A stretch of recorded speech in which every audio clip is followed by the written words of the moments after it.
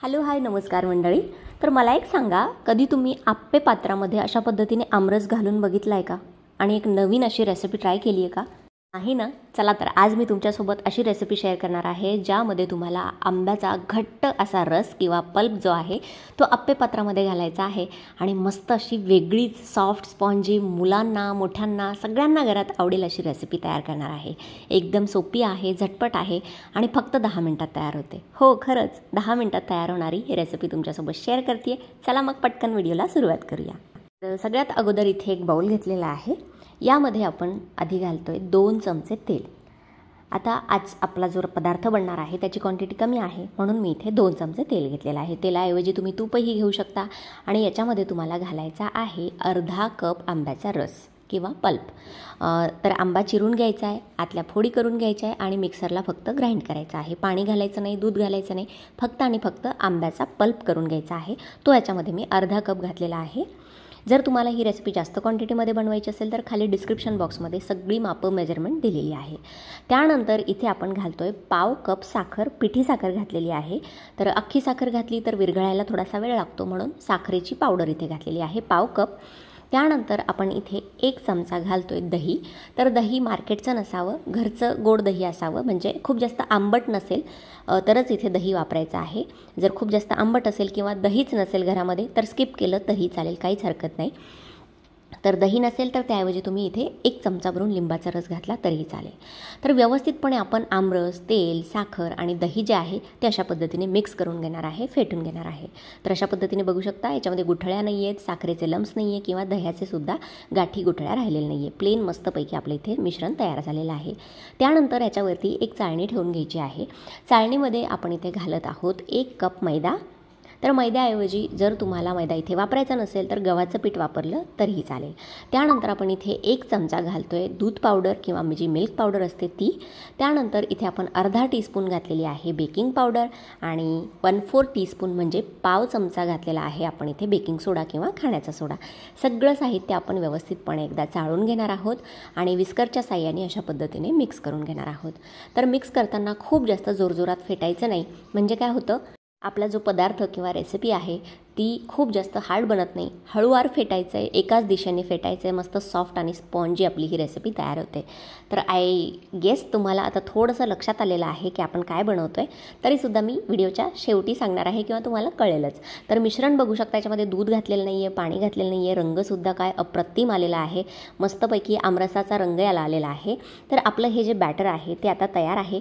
याच्यामध्ये काहीच घालायची गरज नाही. थोडंसं घट्ट वाटलं तर एखादा चमचा दूध इथे घालू शकता. त्यानंतर आपण आप्पे पात्र घेतलेलं आहे. आप्पे पात्राला थोडंसं 1 थेंब तेल आपण अशा पद्धतीने ग्रीस करून घेणार आहे. तर अशा पद्धतीने तेलाने ग्रीसिंग झालेलं आहे.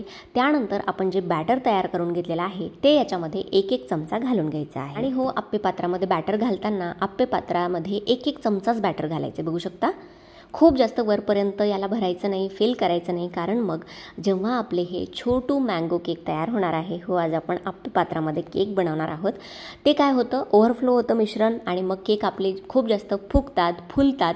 सगळं मिश्रण आप्पे पात्राच्या किंवा मोल्डच्या बाहेर येतं आणि मग त्याला व्यवस्थित गोल असा शेप राहत नाही. त्यामुळे थोडंसं कमी भरायचं, थोडीशी जागा त्याला केकला आपल्या फुलण्यासाठी ठेवायची आहे.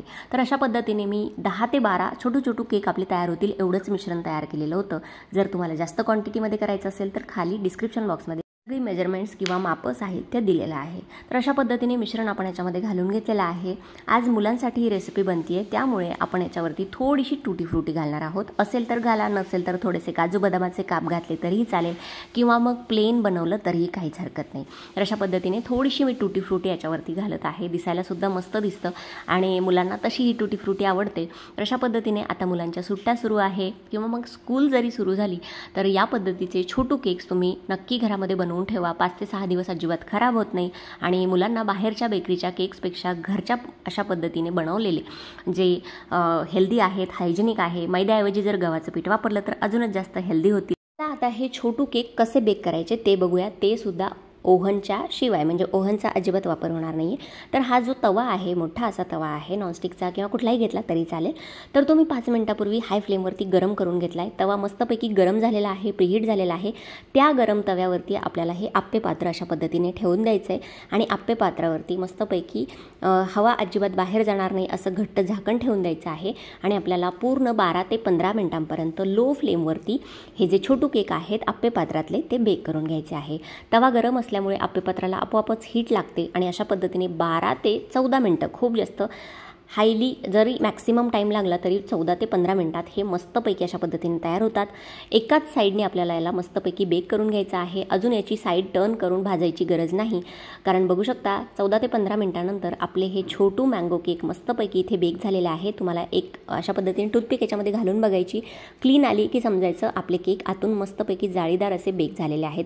आणि रंगसुद्धा बघू शकता तुम्ही अप्रतिम आलेला आहे. आपण याच्यामध्ये कुठलाही आर्टिफिशियल फूड कलर वापरलेला नाही आहे, तरीसुद्धा फक्त आमरसाचा हा रंग आहे. मस्तपैकी आपले हे छोटू मँगो केक इथे तयार झालेले आहेत. मुलांना, मोठ्यांना सगळ्यांना आवडतील. ही झटपट 10 ते 15 मिनटात तयार होणारी केकची रेसिपी आहे. तर नक्की तुम्हीसुद्धा एकदम सॉफ्ट स्पॉन्जी आणि तोंडात विरघळणाऱ्या अशा ह्या मँगो केकची रेसिपी ट्राय करा. बघू शकता किती जास्त सॉफ्ट झालेले आहेत. जर तुम्हाला दोन्हीही बाजू भाजून घ्यायच्या असतील तर अजून दुसऱ्या साईडला हे जे मँगो केक आहे ते टर्न करून अजून थोडंसं 5 मिनटं बेक करून घेतले तरीही काहीच हरकत नाही. तर अशा पद्धतीने आपले हे मँगो केक इथे तयार झालेले आहेत. तर आंब्याचा सीझन सुरू आहे, तोपर्यंत ही रेसिपी एकदा नक्की ट्राय करा आणि मला कमेंट सेक्शनमध्ये सांगा की आजची रेसिपी तुम्हाला कशी वाटली. बघू शकता एक केक तुम्हाला तोडून दाखवते, किती जास्त सॉफ्ट, स्पॉन्जी आणि जाळीदार झालेला आहे. तर नक्की रेसिपी ट्राय करा आणि मला कमेंट सेक्शनमध्ये सांगा आजचा व्हिडिओ कसा वाटला. व्हिडिओ जर आवडला असेल तर व्हिडिओला जास्तीत जास्त लाईक करा, शेअर करा आणि असेच नवनवीन व्हिडिओज आपल्या चॅनलवरती बघण्यासाठी चॅनलला सबस्क्राईब करायला विसरू नका. आणि हो, हा व्हिडिओ तुम्ही कुठल्या शहरातून बघताय, कुठल्या गावातून बघताय ते सुद्धा मला कमेंट करून नक्की सांगा. चला मंडळी, भेटूया अशाच एखाद्या नवीन व्हिडिओसोबत किंवा एखाद्या हटके रेसिपीसोबत. तोपर्यंत धन्यवाद. Thanks for watching. Take care. Bye bye.